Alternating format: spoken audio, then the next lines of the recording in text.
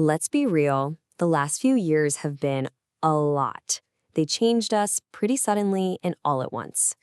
But what if all that chaos, all that disruption actually cracked us open to something new?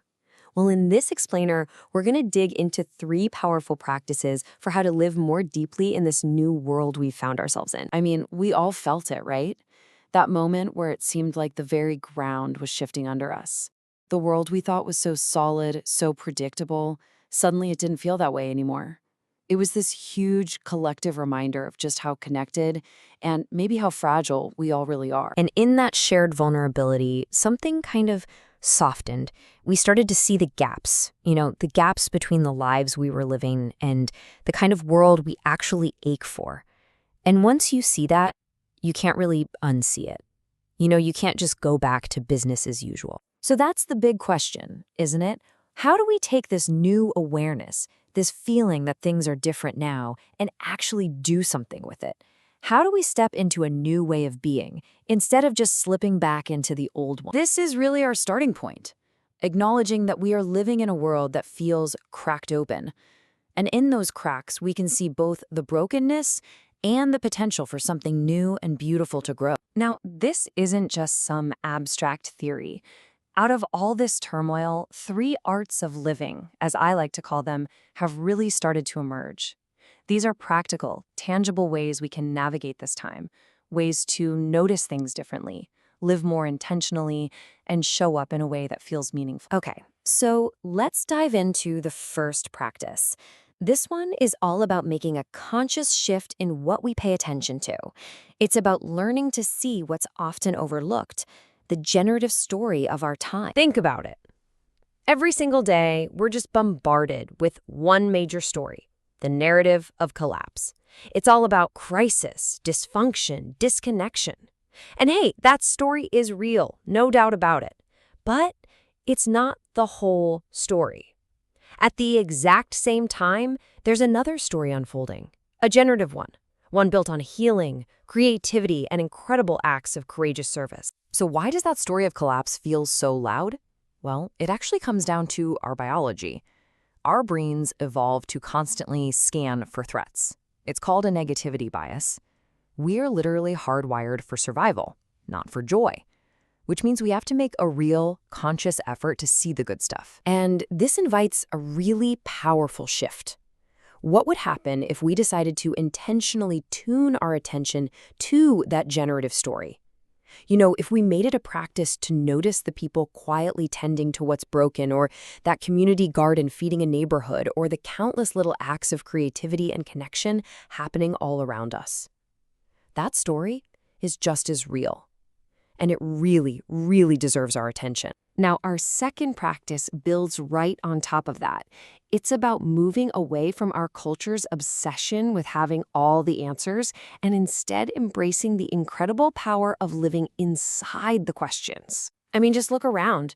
We're surrounded by hot takes, instant opinions, and this constant pressure to be right, to win the argument. We want certainty, and we want it now. But the really big things we're facing, climate, inequality, finding meaning, they don't have easy answers. The poet Rainer Maria Rilke points us down a totally different path. He suggests that instead of scrambling for an answer, we should try to be patient with everything that's unsolved in our hearts. He says to try to love the questions themselves, like they're locked rooms or books in a language you don't yet understand. So what does that actually look like? It can be surprisingly simple. First, just take that big question that's been following you around. Maybe it's, what's mine to do? Or how can I actually help? And write it down. Then carry it with you. Not to stress about it, but just to have it. Let it be a companion. And then just let it shape you. Let it guide what you notice and what your next small step might be. And that leads us perfectly into our third life-giving practice. This one is all about expanding how we think about our purpose and our connection to everything. It's about embracing our calling and our wholeness. So let's talk about the word vocation. We usually hear that and think, oh, my job, my career. But its Latin root, vocare, simply means to call. It's not about a profession. It's about what life is calling from us. And seeing it that way just blows the whole idea wide open. It frees us up to see that our calling is so much bigger than a job title. We are called to be a good friend.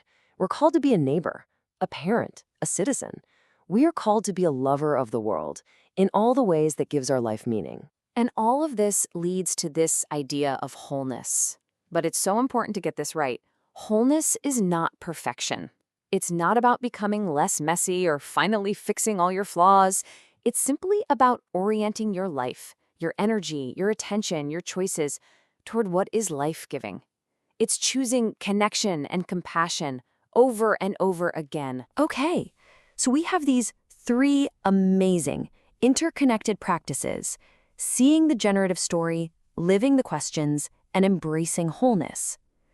The final piece of the puzzle is, how do we begin? Right now. Here's the good news. We don't have to wait for everything to be perfect or for all our confusion to be sorted out. In fact, wisdom and growth, they don't happen when things are neat and tidy. They show up right in the messy middle of our lives, in those places where opposites seem to meet. We actually find our way forward by holding these tensions, by holding our power and our frailty at the same time, by acknowledging our pain while we still choose hope, by living with both deep mystery and deep conviction. Wholeness is found right here, in the beautiful paradox of being human. So ultimately, we just don't need to wait for clarity. We don't need to wait for things to feel safe or certain. The work, the living, it begins now. We begin right in the middle of all the tension. We begin with our questions. And maybe most importantly, we begin together.